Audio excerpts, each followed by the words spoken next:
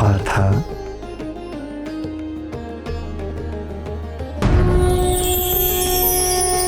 ಕೃಷ್ಣ,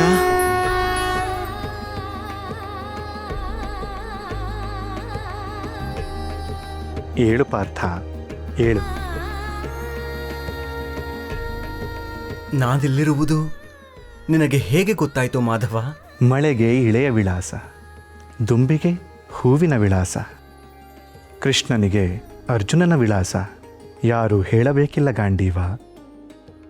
ಮಿತ್ರ ಎಲ್ಲಿದ್ದರೂ ಯಾವ ವೇಷದಲ್ಲಿಯೇ ಇದ್ದರೂ ಮನಸ್ಸಿಗೆ ಹತ್ತಿರವೇ ಇರುತ್ತಾನೆ. ನಿನ್ನ ಮಿತ್ರನೆಂಬುದು ನನ್ನ ಬಹುಜನ್ಮದ ಸುಕೃತ.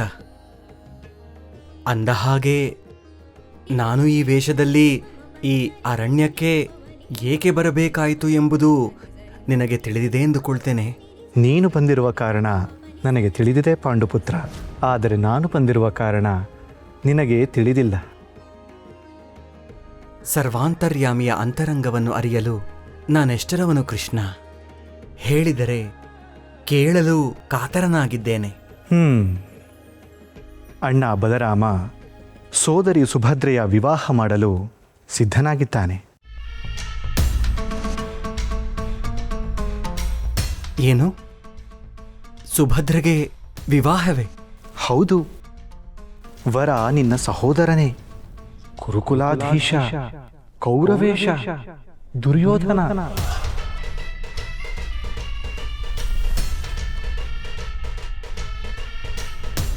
ಈ ವಿವಾಹ ನಿನಗೆ ಸಮ್ಮತವಿದೆಯೇ?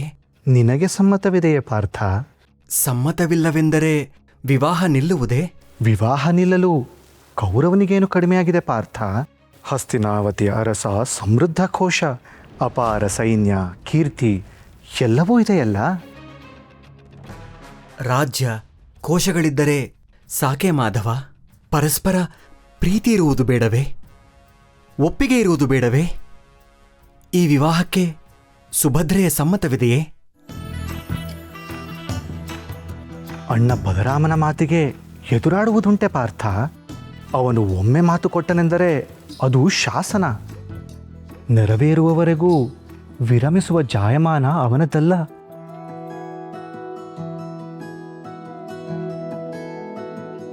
ಕೃಷ್ಣ, ಸುಭದ್ರೆಯ ಮನಸ್ಸಲ್ಲಿ ನಾನಿದ್ದೇನೆ, ನನ್ನ ಮನಸ್ಸಿನಲ್ಲಿ ಅವಳಿದ್ದಾಳೆ. ನಮ್ಮಿಬ್ಬರ ಪ್ರೀತಿ ನಿನಗೆ ತಿಳಿಯದೆಯದು ನಂದನ?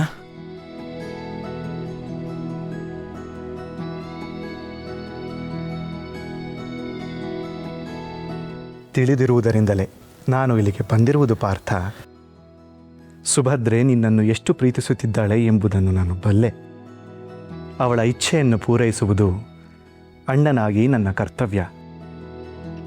ಆದರೆ ಅಣ್ಣ ಬಲರಾಮನು ದುರ್ಯೋಧನನಿಗೆ ಮಾತು ಕೊಟ್ಟಿದ್ದಾನೆ.